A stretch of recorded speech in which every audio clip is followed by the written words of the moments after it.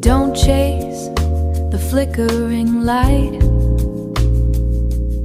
We hold the ground until the intrinsic is right.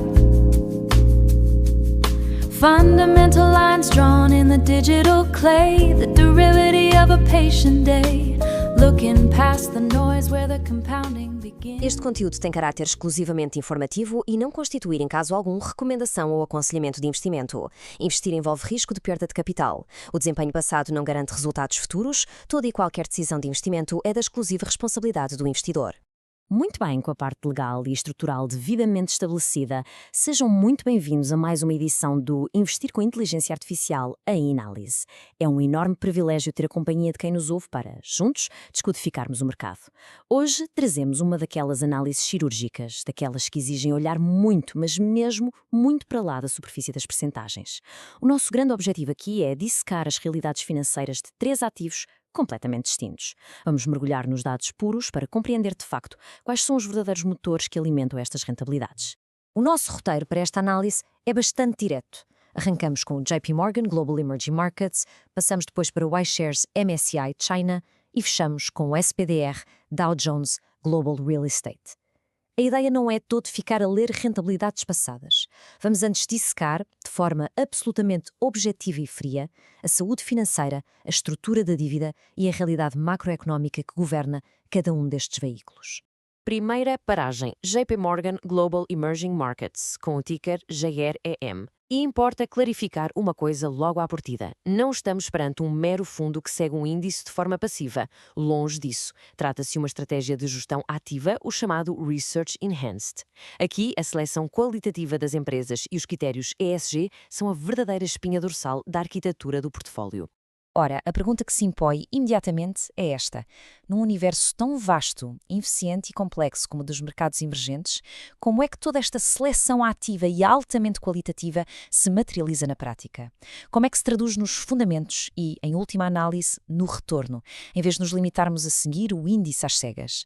Bem, vamos aos números, porque eles são bastante esclarecedores. Estamos a falar de um retorno a um ano nos 47% e um impressionante crescimento anual composto, o nosso CAGR, a roçar os 19,8% a 3 anos. Mas atenção, o nosso foco não deve estar apenas no brilho destes números, mas sim no motor que os torna possíveis. Esta performance assenta numa métrica fundamental, um ROE, o retorno sobre o capital próprio, mantido de forma quase cirúrgica entre os 12% e os 14%.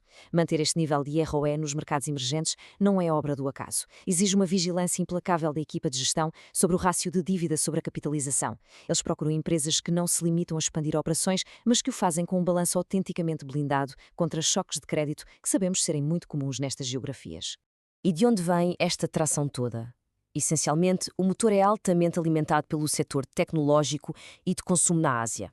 Temos posições massivas e estruturais em verdadeiros gigantes: Taiwan Semiconductor, Samsung, Tencent e Alibaba. Mas é nos reajustes que a gestão ativa mostra o que vale.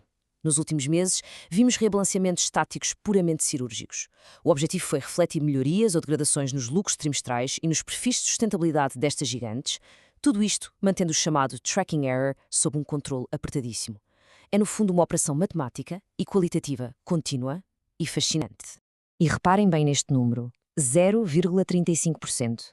É a taxa de encargos correntes, a TER, para um fundo de gestão ativa nos mercados emergentes, que exige auditoria e replicação do outro lado do mundo. Este custo é de uma competitividade tremenda. Mas a verdadeira magia, a cereja no topo do bolo, é a política acumulativa do fundo. Os dividendos que estas gigantes asiáticas pagam não ficam a flutuar, são imediata e automaticamente reinvestidos. Isto tranca o capital no interior do fundo, forçando o famoso efeito de juro composto sem qualquer atrito ou fricção fiscal pelo caminho. Torna-se literalmente uma máquina silenciosa de multiplicar capital.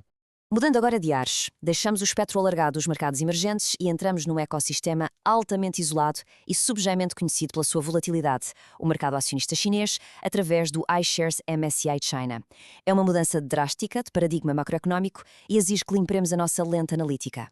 Com este cenário de fundo, a questão central é inevitável.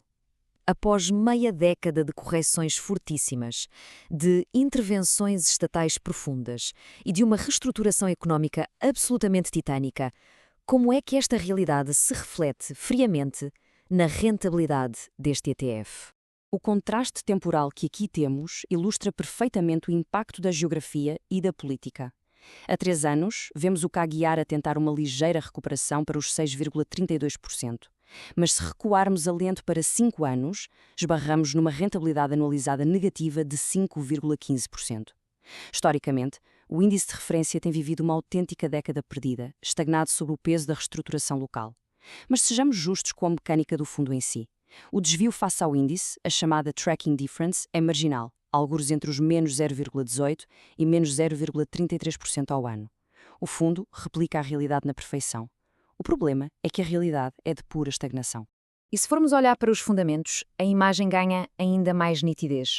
O rácio preço-lucro médio foi literalmente esmagado para a zona das 9 a 10 vezes. Estamos a pisar território de puro deep value. São empresas a transacionar a descontos que noutras geografias seriam considerados impensáveis. Simultaneamente, o ROI está suprimido ali na casa dos 10%. Porquê? O peso gigantesco da banca estatal e um setor imobiliário num processo dolorosíssimo de desalavancagem explicam muita coisa. É um mercado onde a alavancagem dita as regras e onde a liquidez não flui livremente, é estrategicamente canalizada por decreto pelo Banco Popular da China. O ritmo de toda esta máquina chinesa é, no entanto, marcado por autênticos pesos pesados. De novo a Tencent e a Alibaba, mas também a Meituan, a PDD Holdings e, incontornavelmente, o China Construction Bank. A dinâmica que temos de compreender aqui não tem nada a ver com a gestão ativa que vimos há pouco. O que move os pesos destas empresas no ETF são rebalanceamentos naturais e passivos do índice. É a matemática pura a responder à gigante volatilidade dos lucros e às injeções estatais de liquidez. É observar o mecanismo de um mercado centralizado a funcionar na sua forma mais crua.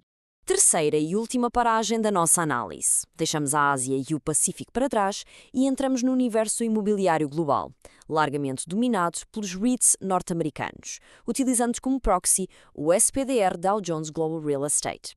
Entramos no liquidíssimo território dos ativos altamente sensíveis aos ciclos das taxas de juros. Para quem analisa imobiliário de forma séria, o rácio preço/lucro vai quase pela janela fora. A grande questão analítica passa a ser o múltiplo P/FFO, o Price do Funds from Operations. A pergunta é: como é que emergiram os balanços destas empresas após a autêntica purga que foi a recente subida brutal das taxas de juros? Ora, a consistência destes números entre o fundo e o índice de referência é claríssima, com destaque para um crescimento a um ano a rondar os 7,6%. Mas o que importa reter não é a aparente pacatez da métrica. O ponto crucial é que a dívida agregada que compõe este índice está hoje em dia imensamente mais limpa e organizada do que na década passada. Depois de aguentarem o choque do custo de capital, as empresas que dominam e sobrevivem neste portfólio apresentam hoje balanços altamente otimizados e robustos. E é aqui que chegamos ao batimento cardíaco da nossa análise imobiliária. O múltiplo P/FFO médio ronda as 15 a 17 vezes. Convém sublinhar isto. Este não é um múltiplo de ativos sob pressão financeira. Pelo contrário, é o reflexo de propriedades de qualidade premium e de fluxos de caixa altamente resilientes. Sim, existe a aceitação natural de que o ROI no imobiliário será sempre estatisticamente mais modesto devido à enorme intensidade de capital que exige comprar tijolo e cimento. Mas a contrapartida que o mercado exige e que está espelhada nestas 15 a 17 vezes é a excelência absoluta dos balanços. Se formos analisar os temas dentro do portfólio, esta solidez faz todo o sentido. Há exclusões cirúrgicas brilhantes aqui. O fundo evita, de forma muito estratégica, o atual fardo do mercado, os escritórios tradicionais. O foco está totalmente virado para mega-tendências escolares. Vemos a Prologis a dominar a logística, a Icknas e a Digital Reality a surfarem a vaga colossal dos data centers, apoiadas no armazenamento pessoal da Public Storage e no retalho premium do Simon Property Group. O facto de não termos tido grandes abalos ou saídas no top 10 nos últimos 60 dias valida esta resiliência. A fase dura de reestruturação parece estar ultrapassada. Tudo o que dissemos deságua numa vantagem estrutural absolutamente espetacular deste fundo cotado na Alemanha. Estamos a falar, mais uma vez, da política acumulativa, que no caso dos REITs vale o seu peso em ouro. Como os REITs são obrigados por lei a distribuir a esmagadora maioria dos seus lucros sob a forma de dividendos avultados, receber isso diretamente na conta geraria um evento fiscal recorrente e castigador. A verdadeira inteligência do SPY 2 é absorver e reinvestir internamente estas distribuições de forma automática. Cria-se assim um escudo formidável contra a fricção fiscal, permitindo que o capital componha os seus retornos em paz, ciclo após ciclo, sem o peso dos impostos a cada distribuição. E assim chegamos ao fim de mais uma profunda dissecação financeira. Exploramos hoje a precisão cirúrgica de uma gestão ativa de emergentes, obcecada com a qualidade do ROI. Passámos pela resiliência forçada dos descontos abismais de um mercado chinês guiado pelo Estado.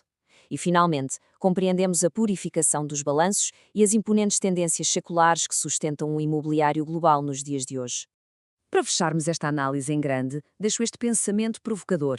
Ao cruzarmos a gestão rigorosa do capital, o peso das diretrizes estatais e a nova realidade da dívida imobiliária, como é que todas estas dinâmicas nos obrigam hoje a reavaliar a arquitetura e as defesas dos nossos próprios portfólios para o ciclo macroeconómico que aí vem? A resposta para a incerteza do futuro residirá sempre, mas sempre, na análise fria, contínua e objetiva dos dados. É imperativo ir além da superfície e dissecar os balanços. Muito obrigado pela vossa companhia nesta A-Análise e até à próxima. About the flash, it's the depth of the root. The compounding story in the long-term fruit. Stay grounded. Stay steady. The intrinsic is clear. We'll be here.